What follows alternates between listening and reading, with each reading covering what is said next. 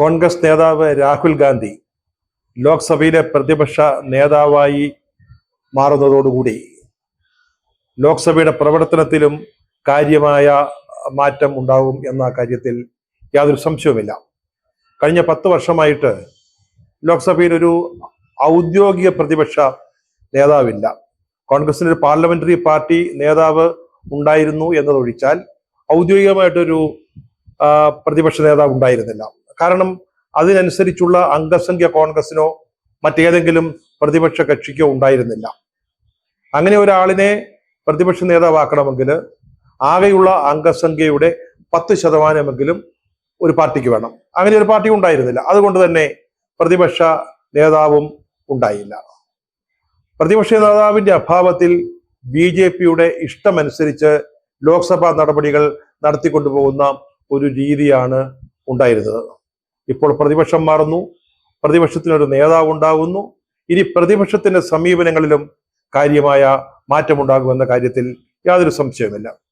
BJPക്ക് സ്വന്തമായി ഭൂരിപക്ഷം ഇല്ലാത്ത ഇന്നത്തെ ലോക്സഭയിൽ BJP നേതൃത്വത്തിലുള്ള സർക്കാരിനെതിരെ ശക്തമായ പോരാട്ടം നടത്താനാണ് കോൺഗ്രസിന്റെ നേതൃത്വത്തിലുള്ള ഇന്ത്യ സഖ്യം തീരുമാനിച്ചിരിക്കുന്നത് എന്നതിൻ്റെ ഉത്തമമായ ദൃഷ്ടാന്തമാണ് ഈ പ്രതിപക്ഷ നേതൃസ്ഥാനം രാഹുൽ ഗാന്ധി ഏറ്റെടുക്കാൻ തയ്യാറായതിന്റെ പിന്നിലുള്ളത്.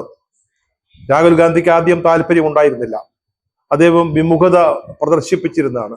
പക്ഷെ അവസാനം പാർട്ടിയുടെ പ്രവർത്തക സമിതി വരെ ആവശ്യപ്പെട്ട സാഹചര്യത്തിൽ ആ ഒരു പദവിയിലേക്ക് ഇപ്പോൾ രാഹുൽ ഗാന്ധി കടന്നു വരുന്നു. ഇന്ന് ബുധനാഴ്ച നടന്ന ലോക്സഭാ സ്പീക്കർ തെരഞ്ഞെടുപ്പിൽ പതിവില്ലാത്ത വിധത്തിൽ ഭരണകക്ഷിയുടെ സ്ഥാനാർത്ഥിക്കെതിരെ ഒരു സ്ഥാനാർത്ഥിയെ മത്സരിപ്പിച്ചുകൊണ്ട് മറ്റൊരു മുന്നറിയിപ്പ് കൂടി അല്ലെങ്കിൽ മറ്റൊരു സന്ദേശം കൂടി ഇന്ത്യ സഖ്യം ഭരണകക്ഷിക്ക് നൽകുന്നുണ്ട്. രാഹുൽ ഗാന്ധി വരുന്നു, സ്പീക്കറെ തെരഞ്ഞെടുക്കുന്നത് പോലെയുള്ള ഒരു സന്ദർഭത്തിൽ എതിർ സ്ഥാനാർത്ഥിയെ നിർത്തുന്നു. ഇതൊക്കെ BJPയുടെ നേതൃത്വത്തിലുള്ള സർക്കാരിനോട് ഏതെങ്കിലും തരത്തിലുള്ള മൃദു മനോഭാവം ഇന്ത്യ മുന്നണിക്ക് ഉണ്ടാവില്ല എന്നതിൻ്റെ, ശക്തമായി പോരാടാനാണ് മുന്നണി ഉറച്ചിരിക്കുന്നത് എന്നതിൻ്റെ, അതിന് പ്രതിപക്ഷം ഒന്നിച്ചു നിൽക്കും എന്നതിൻ്റെ ദൃഷ്ടാന്തമായിട്ട് ഉദാഹരണമായിട്ട് വേണം ഈ 2 സംഭവ വികാസങ്ങളെ നാം കാണേണ്ടത്. രാഹുൽ ഗാന്ധി പ്രതിപക്ഷ നേതാവാകുന്നത് ഒട്ടും ദഹിക്കാത്തത് BJPക്കായിരിക്കും. നമുക്കറിയാം, പ്രതിപക്ഷത്തെ അംഗീകരിച്ചാലുമില്ലെങ്കിലും രാഹുൽ ഗാന്ധിയെ ഒരു തരത്തിലും അംഗീകരിക്കാൻ BJP തയ്യാറായിരുന്നില്ല. അദ്ദേഹത്തിനെതിരെ നിരന്തരം ആക്ഷേപങ്ങൾ, പ്രധാനമന്ത്രി മോദി പോലും വ്യക്തിപരമായിട്ട് അദ്ദേഹത്തെ ആക്ഷേപിച്ചിരുന്നു. വ്യക്തിഹത്യയിലൂടെ അദ്ദേഹത്തെ തകർക്കാൻ അല്ലെങ്കിൽ അദ്ദേഹത്തെ ഇകഴ്ത്തി കാണിക്കാനുള്ള ശ്രമങ്ങളാണ് BJP നിരന്തരമെന്നോണം കഴിഞ്ഞ 10 വർഷമായിട്ട് നടത്തിക്കൊണ്ടിരുന്നത്. അതിലൊക്കെ അവര് കുറെയൊക്കെ വിജയിച്ചിട്ടുണ്ടാവും. പക്ഷെ ഇന്ന് പ്രതിപക്ഷ നേതാവായിട്ട് രാഹുൽ ഗാന്ധി കടന്നു വരുമ്പോൾ ആ അഭ്യാസം ഏതായാലും നടക്കാൻ പോകുന്നില്ല. രാഹുൽ ഗാന്ധി അംഗീകരിച്ചേ പറ്റൂ. പല കാര്യങ്ങളിലും അദ്ദേഹത്തിന് ഒരു ക്യാബിനറ്റ് മന്ത്രിയുടെ പദവി ഉണ്ടാവും. ഈ IB അല്ലെങ്കിൽ റോ അല്ലെങ്കിൽ ED പോലെയൊക്കെയുള്ള അന്വേഷണ ഏജൻസികളുടെ തലവന്മാരെ നിശ്ചയിക്കുന്നതിൽ, മുഖ്യ തെരഞ്ഞെടുപ്പ് കമ്മീഷണറെ തീരുമാനിക്കുന്നതിൽ, വിവരാവകാശ കമ്മീഷനെ നിശ്ചയിക്കുന്നതിൽ, ഇതിലൊക്കെ പ്രധാനമന്ത്രിക്കൊപ്പം അദ്ദേഹത്തിന് റോൾ ഉണ്ടാവും. അദ്ദേഹം പറയുന്നത് പോലെ കാര്യങ്ങൾ നടക്കണമെന്നില്ല. പക്ഷേ രാഹുൽ ഗാന്ധിയെ കൂടെ കേട്ടതിന് ശേഷം മാത്രമേ ഇത്തരത്തിലുള്ളൊരു തീരുമാനമെടുക്കാൻ ഇനി BJP സർക്കാരിന് സാധിക്കുകയുള്ളൂ. ഒരു ദേശീയ രാഷ്ട്രീയ നേതാവ് എന്ന നിലയിൽ രാഹുൽ ഗാന്ധി കൂടുതൽ ഉയരങ്ങളിലേക്ക് വരികയാണ്. അദ്ദേഹം AICC പ്രസിഡന്റ് ആയിരുന്നു, കോൺഗ്രസിന്റെ അനിഷേധ്യനായ ഒരു നേതാവാണ് ഇപ്പോഴും. പക്ഷെ ഇപ്പോൾ പ്രതിപക്ഷ നേതാവ് കൂടിയാകുമ്പോൾ അദ്ദേഹം ഇന്ത്യയിലെ പ്രതിപക്ഷത്തിന്റെ മുഴുവൻ അംഗീകരിക്കപ്പെട്ട നേതാവായിട്ട് മാറുകയാണ്. അതായത് BJP അല്ലെങ്കിൽ NDAയ്ക്കൊപ്പമുള്ള ഘടകകക്ഷികൾ അവരൊഴിച്ചാൽ മറ്റ് പാർട്ടികളെല്ലാം ഒന്നിച്ചു നിൽക്കുകയാണ്, ഏതാണ്ട് ഒന്നിച്ചു നിൽക്കുകയാണ് ഇന്ത്യ സഖ്യത്തിന്റെ ഭാഗമായിട്ട്. അവരുടെ നേതാവായിട്ടാണ്, അവരുടെ ലോക്സഭയിലെ നേതാവായിട്ടാണ് രാഹുൽ ഗാന്ധി കടന്നു വരുമ്പോൾ അദ്ദേഹത്തിന്റെ ഒരു സ്റ്റേച്ചർ അല്ലെങ്കിൽ അദ്ദേഹത്തിന്റെ നേതൃത്വം സംബന്ധിച്ച ഒരു പെർസെപ്ഷൻ, അതിലൊക്കെ കാര്യമായ മാറ്റങ്ങൾ വരുന്നു. രാഹുൽ ഗാന്ധി ഇന്ത്യയിലെ പ്രതിപക്ഷത്തിന്റെ എതിരറ്റ നേതാവായിട്ട് മാറുന്നു. അദ്ദേഹത്തെക്കുറിച്ച് ധാരാളം പരാതികൾ ഉണ്ടായിരുന്നു. അദ്ദേഹത്തിന് ഒരു സ്ഥിരതയില്ലായ്മയാണ് എപ്പോഴും എതിരാളികളും പാർട്ടിക്കുള്ളിലെ വിമർശകരും ചൂണ്ടിക്കാണിച്ചിരുന്നത്. കൺസിസ്റ്റന്റ് അല്ല എന്നാണ് പലപ്പോഴും പറയുക. അതുപോലെ തന്നെ പദവികൾ ഏറ്റെടുക്കുന്നതിൽ അദ്ദേഹത്തിന് ഉണ്ടായിരുന്ന ഒരു വൈമുഖ്യം കുറേയൊക്കെ ശരിയാണത്. ഇടയ്ക്കിടയ്ക്ക് അദ്ദേഹം ഇന്ത്യയിൽ നിന്ന് അപ്രത്യക്ഷമാകും, വിദേശ രാജ്യങ്ങളിൽ എവിടേക്കാണ് പോകുന്നതെന്ന് പോലും പറയാതെ. അദ്ദേഹം ഒരു പബ്ലിക് ഫിഗറാണ്, ഒരു പൊതു വ്യക്തിയാണ്. അപ്പൊ അദ്ദേഹം എവിടെ പോകുന്നു എന്നൊക്കെ അറിയാൻ ഇന്ത്യക്കാർക്ക് അവകാശമുണ്ട്. അതൊന്നും അറിയിക്കാതെ തന്നെ അദ്ദേഹം ചിലപ്പോൾ അപ്രത്യക്ഷനാകും. അതുപോലെ 2019 തെരഞ്ഞെടുപ്പിൽ കോൺഗ്രസ് തോറ്റപ്പോൾ അദ്ദേഹം പ്രസിഡന്റ് സ്ഥാനം ഒഴിഞ്ഞിട്ട് മാറി നിൽക്കുകയാണ് ചെയ്തത്. പാർട്ടി നിരന്തരം ആവശ്യപ്പെട്ടിട്ടും അദ്ദേഹം ആ പദവി വീണ്ടും എടുക്കാൻ തയ്യാറായില്ല.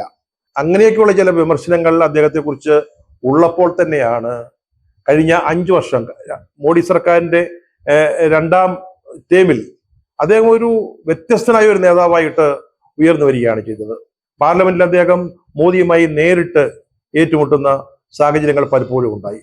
അതുപോലെ തന്നെ അദ്ദേഹം നടത്തിയ ഭാരത് ജോഡോ യാത്ര വാസ്തവത്തിൽ ഇന്ത്യയിലെ പ്രതിപക്ഷങ്ങൾക്ക് ഒരു ഉണർവ് നൽകിയത് കന്യാകുമാരി മുതൽ കാശ്മീർ വരെയും പിന്നീട് മണിപ്പൂർ മുതൽ മഹാരാഷ്ട്ര വരെയും നടത്തിയ ഭാരത് ജോഡോ യാത്രകൾ കൊണ്ടാണ്. ഈ BJP അതിനെപ്പോലും അധിക്ഷേപിച്ചവരാണ്.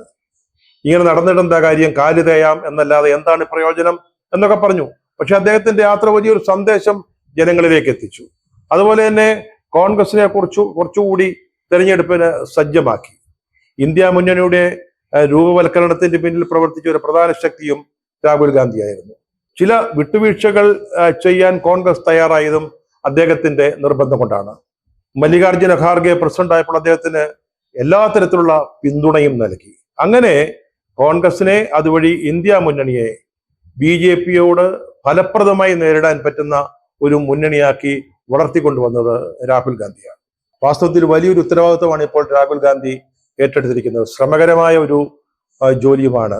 ഒരു പുതിയ തലമുറ നയിക്കുന്ന ഒരു പുതിയ രാഷ്ട്രീയ സഖ്യം. വാസ്തവത്തിൽ ഇന്ത്യ മുന്നണി എന്ന് പറയുന്നത് അതാണ്. ഇന്ത്യ മുന്നണിയെ നോക്കിയാൽ നമുക്ക് ഒരു കാര്യം മനസ്സിലാകും. അതിലുള്ള ഏതാണ്ട് മിക്ക സഖ്യകക്ഷികളും ഒരു കാലത്ത് കോൺഗ്രസ് വിരുദ്ധ ചേരിയിൽ നിന്നിരുന്നവരാണ്. കോൺഗ്രസ് വിരുദ്ധതയായിരുന്നു അവരുടെ മുഖമുദ്ര തന്നെ.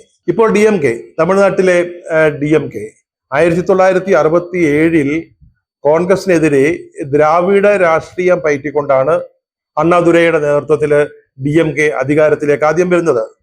പിന്നീട് അണ്ണാ DMK ഉണ്ടായപ്പോൾ അവരായിരുന്നു തമിഴ്നാട്ടിൽ കോൺഗ്രസിന്റെ സഖ്യകക്ഷി. ഈ അടുത്ത കാലത്താണ് സ്റ്റാലിന്റെ നേതൃത്വത്തിലുള്ള DMKയുമായിട്ട് കൂട്ടുകെട്ടുണ്ടാക്കുന്നത്. UPയിലേക്ക് നോക്കൂ, മുലായം സിംഗ് യാദവിന്റെ സമാജ്വാദി പാർട്ടി. എന്നും കോൺഗ്രസ് വിരുദ്ധരായിരുന്ന UPയിലെ യാദവന്മാരുടെ പാർട്ടിയായിരുന്നു മുലായം സിംഗിന്റെ സമാജ്വാദി പാർട്ടി. അതുപോലെ തന്നെ അദ്ദേഹം അടിയന്തരാവസ്ഥയുടെ ഒരു ഉപോൽപ്പന്നം കൂടിയാണ്. ബീഹാറിലെ ലല്ലു പ്രസാദ് യാദവ്, അദ്ദേഹവും കോൺഗ്രസ് വിരുദ്ധനായിരുന്നു.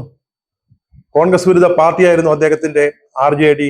ജയപ്രകാശ് നാരായണന്റെ ശിഷ്യനായിട്ടാണ് അദ്ദേഹം രാഷ്ട്രീയത്തിലേക്ക് കടന്നു വരുന്നത്. ജയപ്രകാശ് നാരായണൻ ഇന്ദിരാഗാന്ധിയുടെ 1ാം നമ്പർ എതിരാളിയായിരുന്നു. ഇപ്പൊ മുലായം സിംഗ് യാദവിനെ പോലെ അദ്ദേഹവും അടിയന്തരാവസ്ഥയുടെ ഒരു ഉപോൽപ്പന്നമാണ്. അതുപോലെ തന്നെയാണ് മമതാ ബാനർജി.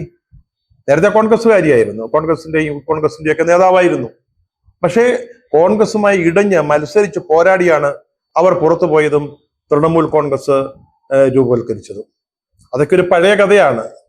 ഇന്നിപ്പോൾ ഇന്ത്യയിലെ പുതിയ രാഷ്ട്രീയ സാഹചര്യത്തെ, പുതിയ രാഷ്ട്രീയ എതിരാളികളെ നേരിടുന്നതിന് ഒന്നിച്ചു നിൽക്കുന്ന ഒരു കൂട്ടം ചെറുപ്പക്കാര്, രാഹുൽ ഗാന്ധിയുടെ നേതൃത്വത്തിൽ അഖിലേഷ് യാദവ്, സ്റ്റാലിൻ, അതുപോലെ തന്നെ ബീഹാറിൽ തേജസ്വി, മമതാ ബാനർജി, അങ്ങനെ ഒരു കൂട്ടം ചെറുപ്പക്കാർ നയിക്കുന്ന ഒരു മുന്നണിയാണ് ഇനി രാഹുൽ ഗാന്ധിക്ക് കൂടെ കൊണ്ടുപോകേണ്ടത്, നയിച്ചുകൊണ്ട് മുന്നോട്ട് പോകേണ്ടത്.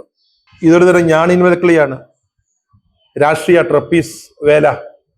അത് ഭംഗിയായിട്ട് നിർവഹിക്കുവാൻ രാഹുൽ ഗാന്ധിക്ക് കഴിയുമെന്നാണ് നമുക്ക് ഇതുവരെയുള്ള അദ്ദേഹത്തിന്റെ പ്രവർത്തന രീതികളിൽ നിന്ന് മനസ്സിലാക്കാൻ സാധിക്കുക.